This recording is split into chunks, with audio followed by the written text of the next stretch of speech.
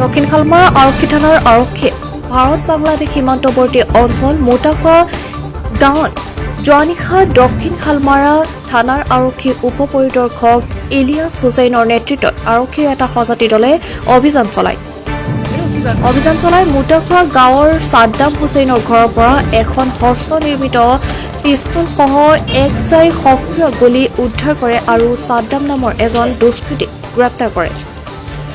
উল্লেখ্য যে ছাদ্দাম হুছেইন আৰু তেওঁৰ কেইজনমান লগৰীয়াৰ সৈতে মিলিত হৈ ভাৰত বাংলাদেশ সীমান্ত অঞ্চলত চোৰাং গৰু মহ সৰবৰাহ কৰাৰ লগতে বিভিন্ন ধৰণৰ অনৈতিক কাৰ্যকলাপ চলাই অঞ্চলটোত এক প্ৰকাৰ সন্ত্ৰাসৰ সৃষ্টি কৰি আহিছিল বুলি আৰক্ষী সূত্ৰে প্ৰকাশ।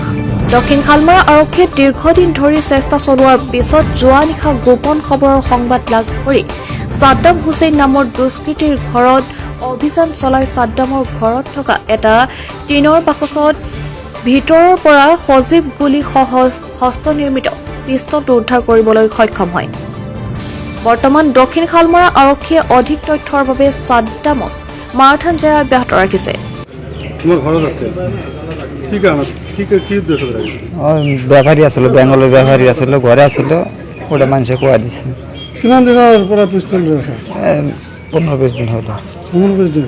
এইটো আগৰ পৰা বিজনেছ কৰি আছে নেকি? না না না না না না ওমার পিস্তল মই গরু টিদিতে গেছিলাম ওদিকে ধরে আসছে আমরা আসার কথা না খোলা রেডি না খোলা আসিয়ে নিয়ে যাবে তা আইসে নাই ফোন করি আইসে না। তুমি আমরা কি কর্ম কি করো?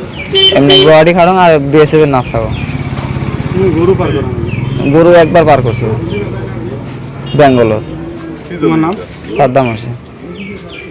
কিমান দিন ধরে মানে পিস্তল 20-21 দিন হলো ওমার নিয়েছে। কেনে আনিছে? কোরপা আনিছে? বেঙ্গল। কেনে আনিছে? আনিছে তার মানে একটা ঘরেতে সবাই মিলে আড্ডা দিবেছিল। আমরা আসছিলাম ব্যাপারী আসছিল ব্যাপারী এর মধ্যে বিএসএফ আসিয়ে চতুর্পাতে ঘেরাইছে ঘেরাইছে ব্যাপারী গুলো বেড়া ছাড়া ভাঙ্গি দৌড়াইছে ফির আমরা ফির এপে দৌড়ে এসছি। হ্যাঁ পিস্তল আমার যে খাটত আমরা বসে আছিলাম ওটা খাটত নামিয়ে দিয়েছে ওটা দৌড়ে আসছে। আসার পরে ফির ঘর গেছেন যাদন কাপড় চোপড় মানি একটা গৌৰীপুৰৰ পৰা চাহাবুদ্দিন মোল্লাৰ ৰিপৰ্ট জনজাগৰণ লাইভ।